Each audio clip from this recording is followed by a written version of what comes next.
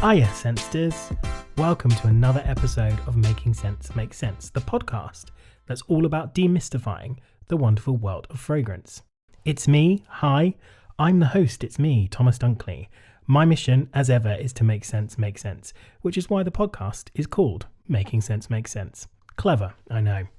This podcast comes in the most luxurious of packaging. It is handcrafted from expert fragrance knowledge, tied with a ribbon of fun, bedazzled with crystals of evocative scent descriptions, and housed in a reassuringly calming box. Sounds lovely. Today's episode is all about fragrant journeys. I think I've mentioned a couple of times on this podcast that we all experience scent differently. Firstly, our olfactory receptors vary massively from person to person, so how we actually receive and interpret smell as information is very different.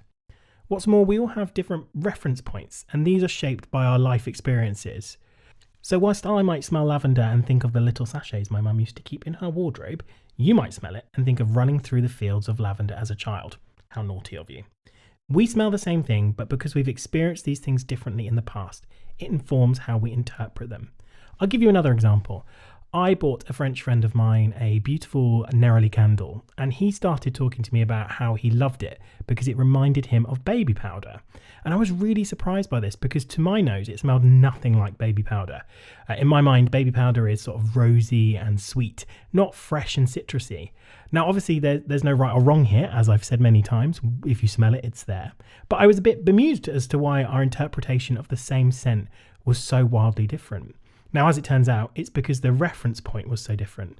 In Britain, our baby powder is scented with rose, but in France, it's scented with neroli.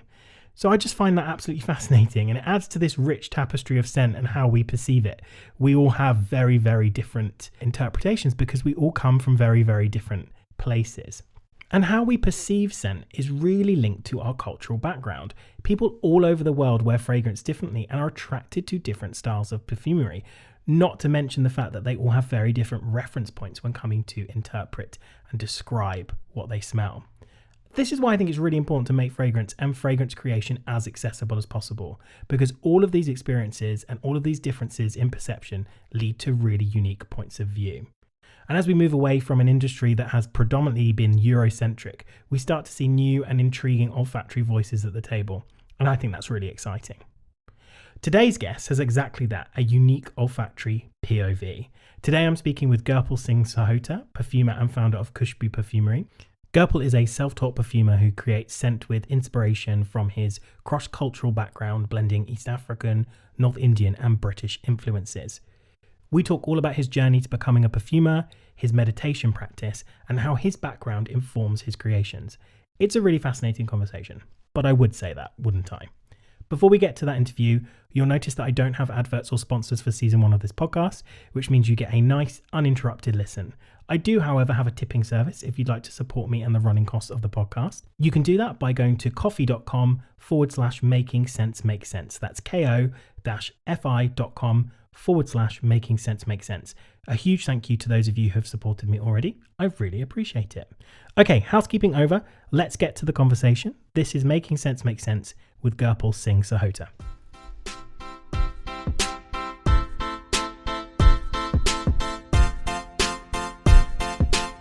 Today I'm joined by Gurpal Singh Sahota, founder and perfumer of Kushbu Perfumery. Kushbu is a really unique fragrance house that's all about celebrating South Asian, East African and British culture through olfactory art. Gurpal creates the Kushbu fragrances, one of which we'll be smelling later, but he's also big on education, offering perfume making workshops. Gurpal, thanks so much for joining me on Making Sense Make Sense. Thank you so much for having me. I've been following your journey for a little while, so when I got the message to come and join the podcast, it was a nice pleasant surprise. I'm happy to be here. Brilliant. So good to have you on. So when did your love of fragrance begin? It's really hard to say because I can't remember a time that I didn't like it. There were so many times where I used to waft around my house and my mum used to be wearing something, or my grandparents or my family, my aunties, my uncles used to wear something. Obviously at Indian weddings, there's such a lavish affair. They're a very fragrant affair. Everyone's looking, smelling, feeling their best. I think there's a time where I remember actually two random situations. The first one was, I was playing sport in the school playground and one of the guys we were playing football just ran past me, and I just got a whiff of him, and I was just like, "What on earth is this?" It completely took me by surprise, and I was just like almost like steadied and just had to stay still and just like, this is a really amazing fragrance. And that's probably the first time I remember just having something like that. I was probably 14 at the time, playing football in secondary school, as you did your lunchtimes. And that's my first kind of early remembrance of like, I need to know what this fragrance is. I need to figure out what it is. And then randomly, you'll probably learn about my diverse history in life. There was this time where I was working at Brentford Football Community Sports Trust. So this is going way back when. We used to do outward bound adventures for kids, and we used to take them on all sorts of climbing trips and hiking, and to take them out of their comfort zones and show them something a bit more exciting. I didn't bring my shower gel, and one of my friends bought his and he lent me it. It was this Adidas one randomly. It was called Active Start or something. It just smelled incredible. Never did I think a shower gel would have such a profound impact on me, but that one did. And ever since I use it, they stopped selling it. I remember a couple of years ago, I went to Sardinia to see my uncle, and in the shop they had like 10 bottles of it. And so I just bought all 10 bottles. So yeah, I don't stocked up fully. Yeah. And those olfactory kind of awakening moments are really, really poignant. And you talked about sort of your grandparents and your mum. Was fragrance something that you were really around when you were younger, when you were growing up? Was it important to you and your family? Yeah. So fragrance, it's such a diverse thing when we talk about it, because a lot of people think about fragrance as in perfume and fine fragrance and putting it on your skin. But fragrance is something that can consume a household. So my mum, morning meditation, used to put on incense, and she used to put on that. Created such a special way to wake up in the mornings. There was always fragrant food, in the households, in my aunties and uncles' places, in our households, and so it kind of played an important part because it started to create the neurochemistry of just what it was to be, a young British child of a migrant family, and going to other people's houses, what it then smelt like, as well as an alternative. So that incense, we used to have potpourri in the house when we were a lot younger. I'm 40 now, so this is going back quite a long, long time. And so, having those things just to kind of freshen up the house, it came a part of not just fragrance for us in the house, but it was almost ritual, and it was almost a part of hospitality to make sure that when you're bringing people over and inviting them to your house. Most Indian families are a very open household. You've always got guests kind of coming in and out, and obviously you want to cook amazing food. You want your house to look and smell the best as well, and so often that would play a big part of it too. And that's really beautiful. That scent is almost the backdrop to all of those things, all different elements of life there. Yeah, very much so. And you mentioned you've got a rich history of doing lots of different things. So at what point did you say, do you know what, I want to be a perfumer? When did that come in, and what led you there? A snowboarding accident. Okay. Yeah. That's not the usual thing, not the usual answer, but interesting. Yeah, I remember I was basically taking a bit of time out from work. I had a few other kind of things that I wanted to work on personally, and I kind of knew that what I wanted to do is use this time to be able to just figure out a lot of things that we all ask ourselves in life. What is our passion? What do we want to do with ourselves? What's our purpose? What's our identity? What do we want to contribute towards the world? And, I went to go see a friend in Austria. She used to work at a company and used to manage the snowboarding environment there. So went to join her. Turns out a lot of my other friends were there as well. We went on a snowboarding trip. I took a jump, landed the jump. A guy on skis came in, completely wiped me out. I broke my collarbone, had a metal plate with 9 screws put in. Gosh. And it was horrific. I was back at my parents' place. It wasn't a pleasant time. At that moment, I spent a lot of time using entertainment to try and escape it. I was bedridden for about 4 months. It took me a long time to get mobilized again. It was probably one of the best things that's happened to me, incidentally, because it led to me meeting my now fiance. It led me to becoming a perfumer, which I'll carry on to describe. But it kind of created a moment of just like, wow, I've got nothing to do apart from either watch TV or just think and learn. And, a year later, I'm a very active person, kind of realized that my shoulder was quite restricted. I wasn't able to move in the freedom and the way that I normally like to as well. And so I went to the doctors and I was like, I need to get this taken out now. They were like, yeah, no worries at all. Took the metal plate out, took the 9 screw holes out. The 9 screws out had like 9 screw holes that needed to heal. And then I was like, I'm not going to watch TV. I'm going to sit and I'm just going to learn about everything. And I learned so much during that time. I was fascinated by how you make things. And, I always believe that you can't be bored. I feel like you can find inspiration from anything and everywhere. You just have to look at how something's made to try and think about the journey for that to be created. And so I started learning about music and music production, then about floristry, woodwork, all sorts of things. And then just in a small moment, I just looked up in my cupboard and I was like, well, I've got like 25 fragrances here. Like, how do you make that? And so, as one normally does, just goes on a search on the internet, and then started to find some really good courses.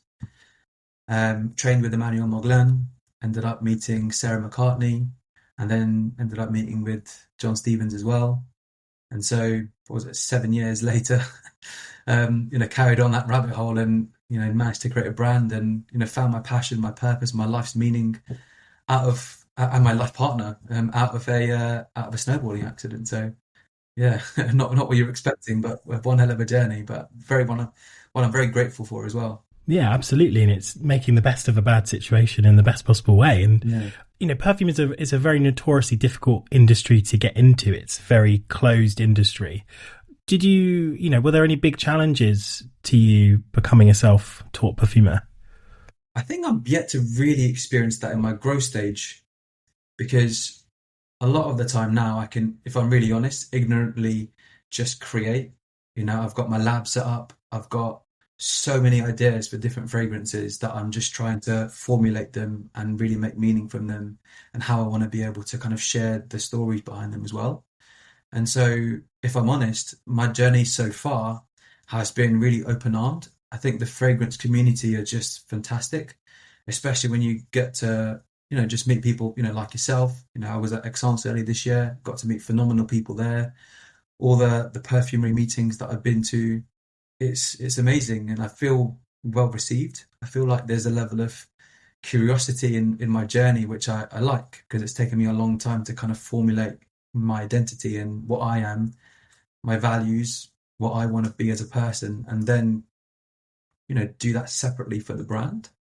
So I feel like there's 2 different things there. Obviously, that's a big part of me, but it's not me.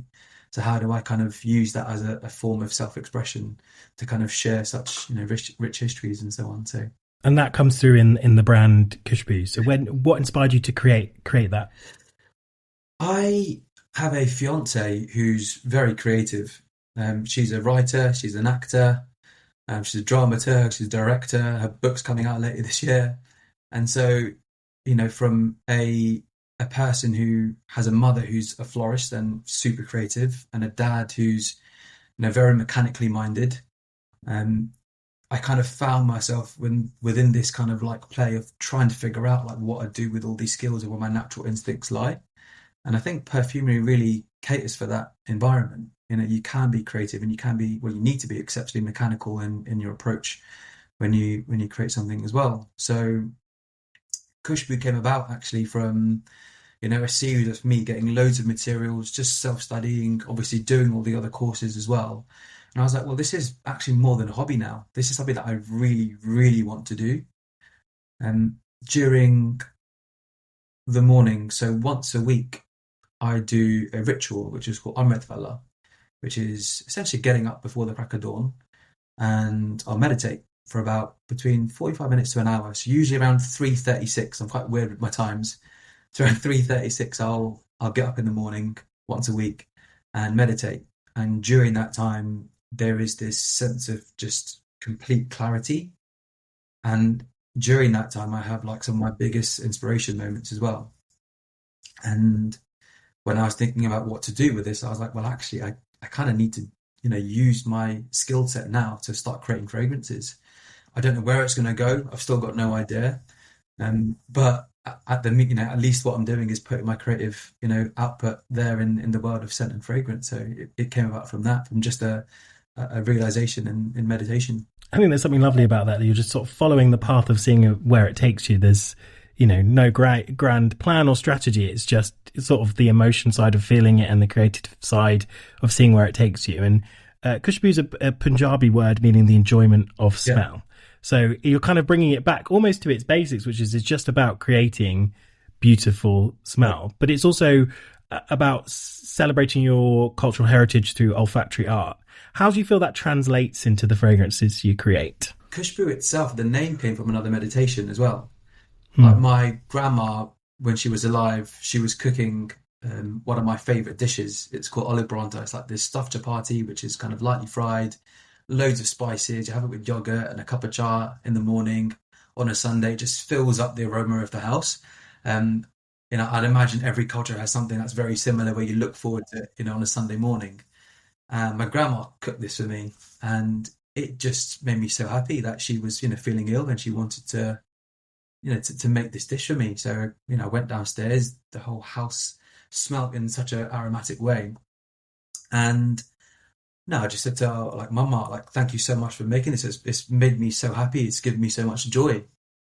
And she's like, Kushbu Agia, which now, literally translates to, you've got the enjoyment of smell.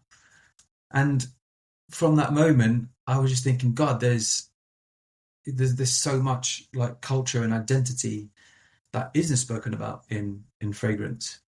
And, as well as the name, it then kind of created a sense of even more purpose and mission for me of, sharing stories from my, eclectic, multi-diverse background and, having so many different stories to tell from, each different heritage. So not just specifically from India, but there's a huge, migration of people that went from India to East Africa and then East Africa to UK.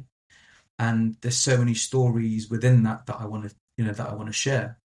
But also within that, there's so many parts of my spirituality and my religion and just beliefs and virtues and life concepts that I just think are so, like authentically me that I want to share with people, like big realizations that I've been able to have. I to be honest, I almost use perfumery as like a smoke screen to help people, to give it as like a catalyst to be able to get people to get within themselves, if that makes sense. Yeah, and I think it's a really exciting place to be, isn't it? Because, perfume is liquid storytelling and there are so many stories to be told. And what would you say your stories at Kushbu are? My stories are often ones of journey or destination. So either you are experiencing something, whether it's an intrinsic journey or an external journey, or it's something that you are arriving at. So it's something that you work towards and like you were present and you were there. Now, obviously that could be quite universal to any culture and any, space or location in life. For me, the specifics of it are kind of intertwining, the history that I've had, growing up in a British household, with, parents who are Ugandan, Tanzanian, my grandma's Kenyan. My grandparents are born in India. So for me, it's about overlaying all of that within those stories and that culture as well. And I think that's the beauty of it, isn't it? Because we're all forged by our life experiences and every single person's life experience is different, and that will in its own way come through in the art that you create. A lot of the fragrances that we've seen historically have just been steeped in European perfumery, but I think we're seeing a bit of a shift now. There's a lot of growing interest in Middle Eastern perfumery, North African, South Asian perfumery. And obviously what's really fascinating about that is the way that perfume is created and worn in different cultures is really, it varies massively. And the styles of fragrances, the notes that are used. Do you find that informs not just your stories, but also the materials that you're drawn towards and the compositions that you create? Yeah, it is. Yeah, definitely when you look at obviously the East African side of things, because I think in Indian perfumery, a lot of people associate sandalwood and ouds and lots of other more deeper, richer, resinous kind of smells that are there. And one of the great things of, exploring your identity is finding out things that you don't know about. And so there's all sorts of accords and materials that I really want to try to study now. So thinking about like cassava, which is a root plant, if you've got vetiver, for example, you've got, things that can come out from other, roots and starches and patchouli and stuff else. I'd love to be able to do that with cassava, or yucca as it's, known as well. There's things like tamarind, which is this, kind of almost very sweet paste, but it's got a bit of a spice to it as well. And there's all sorts of like other materials that I didn't really realize that, oh wow, actually I wonder what it was like to use this in fragrance. I think for me the delicacy of it is because there is so much strong aroma that's associated with the culture. It does partly add to where I want to go, but also there is a bit of modernization of how I want to apply that into the world too. I'm not a fan of like big, heavy hitting, someone knows you're in the room fragrances. I think they're amazing, but they're just not me.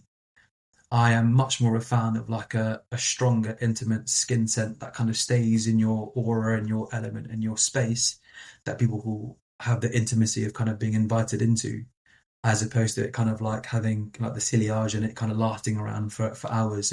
For me, it doesn't create space for everything else. So I want to have my space and everyone else to have their space, essentially.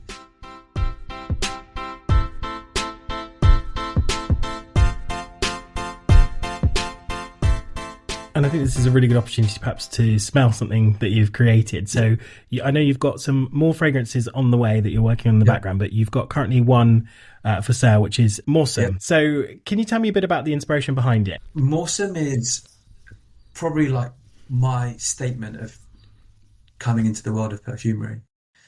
So this for me was very much born about exploration.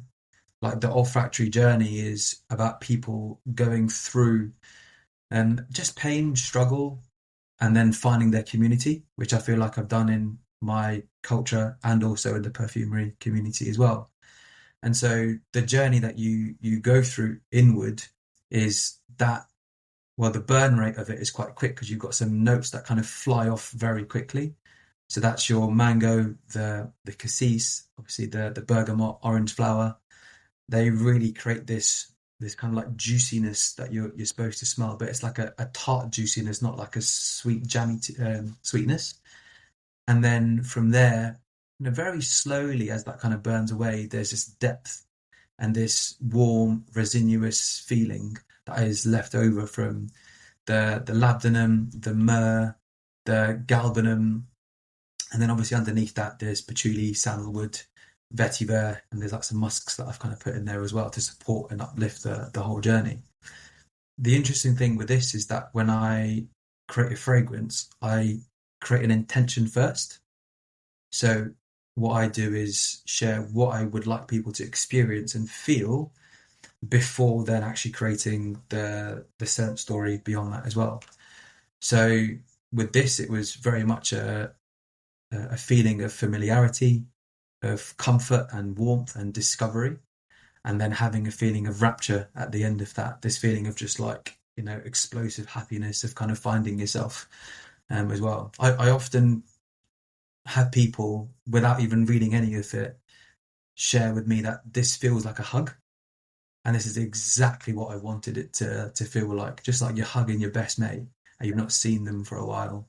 And you've got that sense of just excitement and joy in the lead up from the walk to actually having that embrace. It's really fascinating because I was smelling this over the weekend, and I wrote down some notes about what I was smelling. So in my head, I was seeing it as a sort of a wooden chest, very old wooden chest, and that's kind of soaked in the sense of many things that it's carried over the years, whether that's like dried fruits or spices and resins or roots and things. But the words that I wrote down was, it's warming and homely, and there's something reassuringly familiar about it.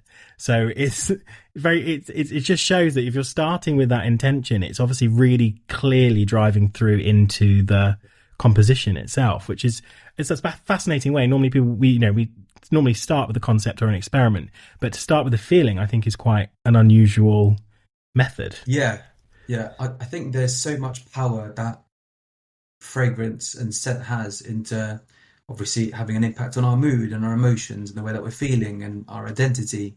It adds like a depth and a dimension and a texture to oneself.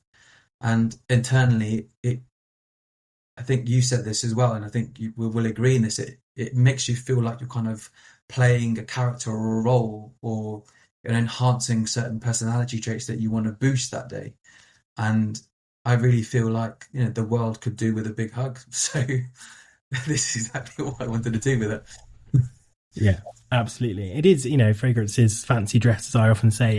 It's self-expression as much as it's self-expression for you to create it. Someone picking your fragrance and choosing to wear it is trying to express themselves in some way. And it's really, I suppose, a really vivid scent in that respect. One of the things that we've spoken about before, I think, is the importance of education in perfumery. And I know that you run a sort of regular perfume making workshops. What is it about education in scent that you think is so vital? So I'll take a very brief step back from that, because the four values of Kushbu are artistry, education, community, and introspection.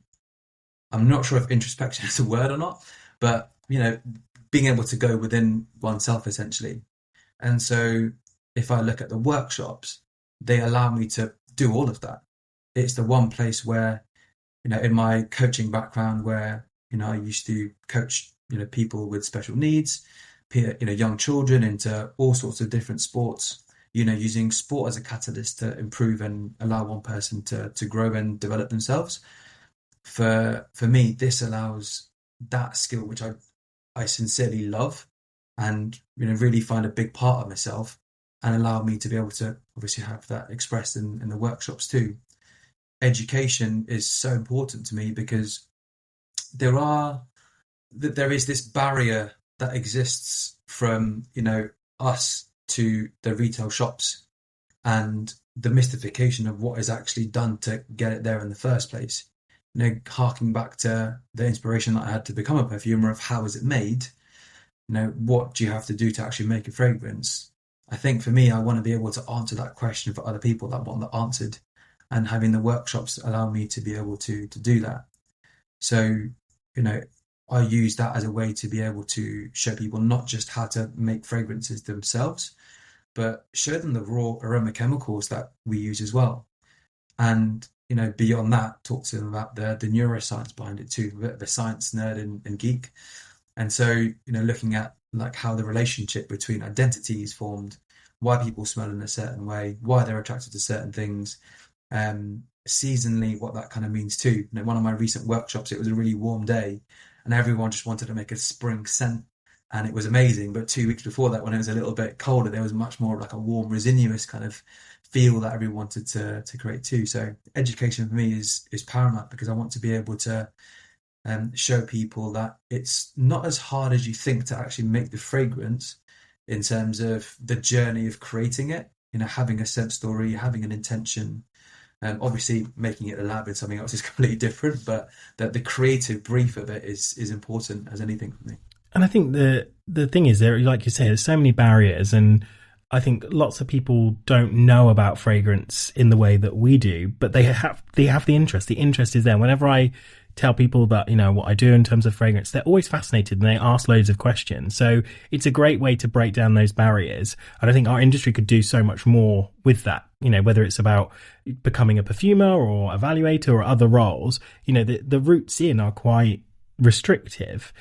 How do you think we as an industry can sort of improve that and make it more accessible for people, so that we do see a better diversity of thought and creativity?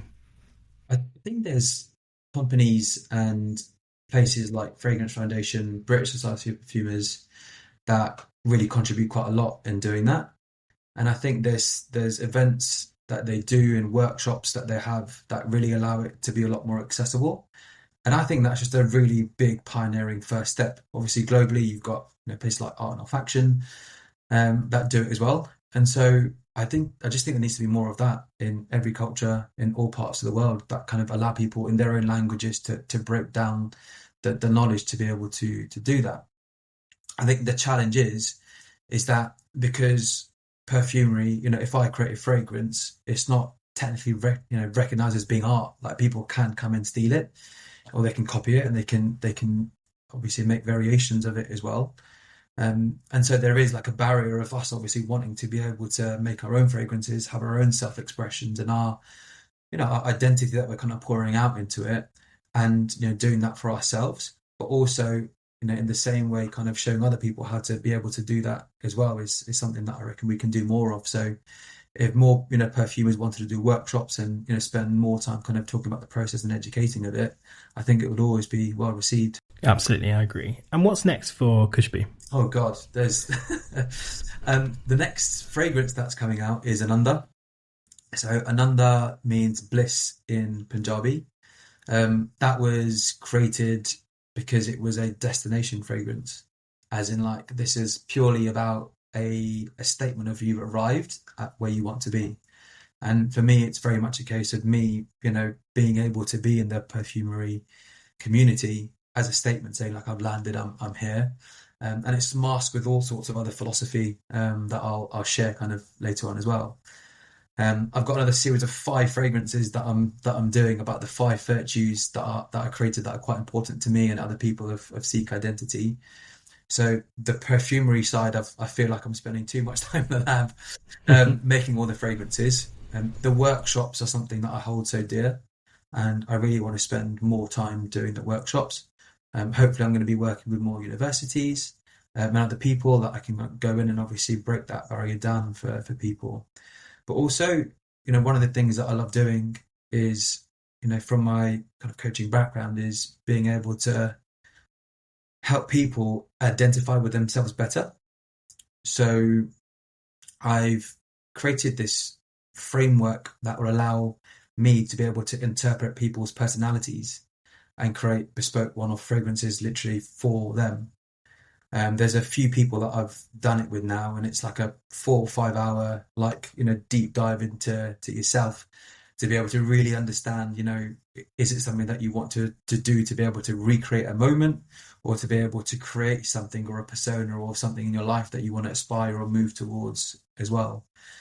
And so those are the main things that I'm kind of focusing on now, as well as bringing in, well, Carla and I are getting married, so we're working on a wedding scent, and hoping that there's more people that want wedding scents as well, to be able to customize and have that bespoke feeling to their special days too. So yeah, there's all sorts of things that I'm always spinning at the moment.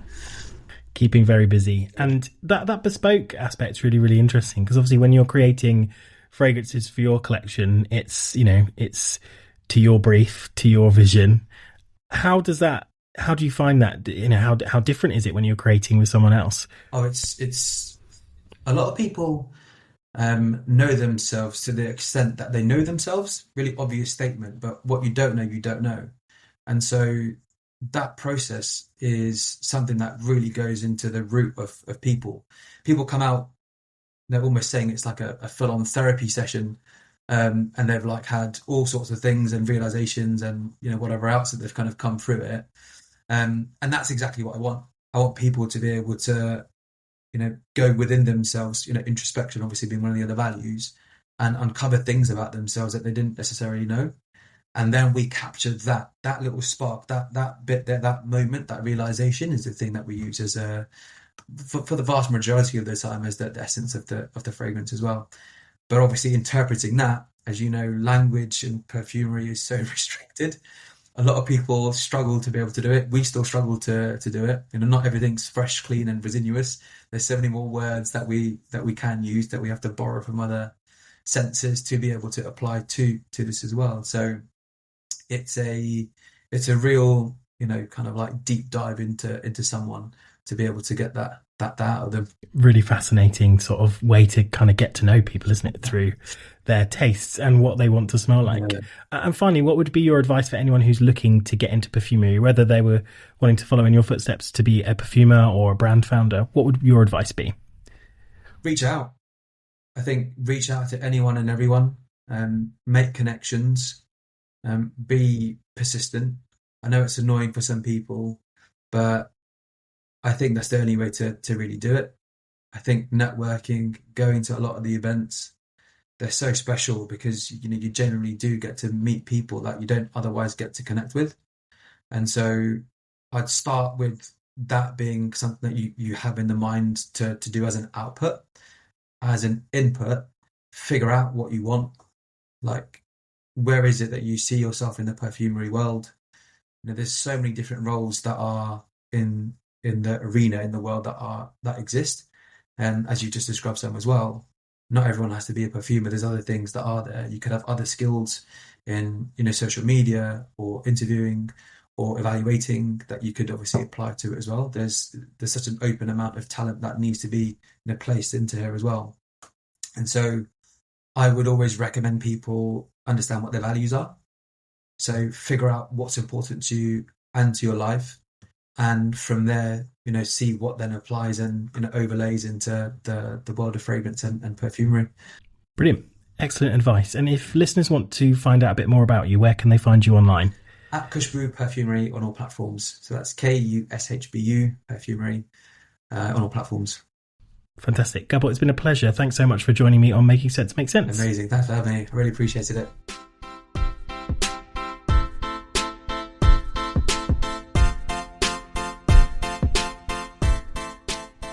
Definitely do check out Gurpal and his work at Kushbu. I think it's really exciting.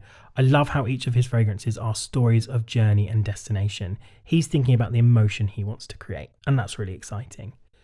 I wanted to have Gurpal on because I'd been following his work for a little while and was intrigued as to what he was doing. I also caught a bit of an interview where he was talking about his journey, and the interviewer sort of dismissively said, "Forget about the journey, your scents are great." And I thought, well, hold on. The journey is the whole point, and I think Gurpal really showed that during our discussion today. You can follow Kushbu on Instagram at Kushbu Perfumery, and you can also find out more about Gurpal and the brand on the website, which is www.kushbuperfumery.com. I'll put all of that in the show notes for you. That's it for this week. I'll be back next week with a new episode. Before we go, I'm a firm believer that fragrance is an emotional art form. So as always, I'm going to let my guest end the episode by sharing the fragrance they have an emotional connection with. I'll be back next week. If you want to follow me on Instagram, you can at Making Sense Make Sense. But for now, it's over to Gurpal to see us home. See you soon.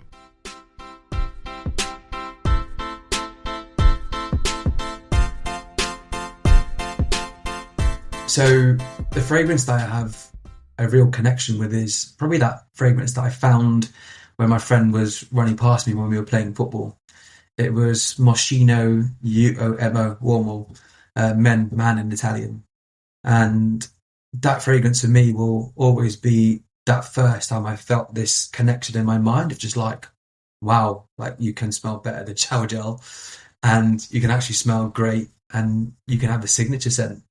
Something that I didn't often value, but something that I think people always aspire to strive and have a range of signature scents, depending on your mood and the day to wear.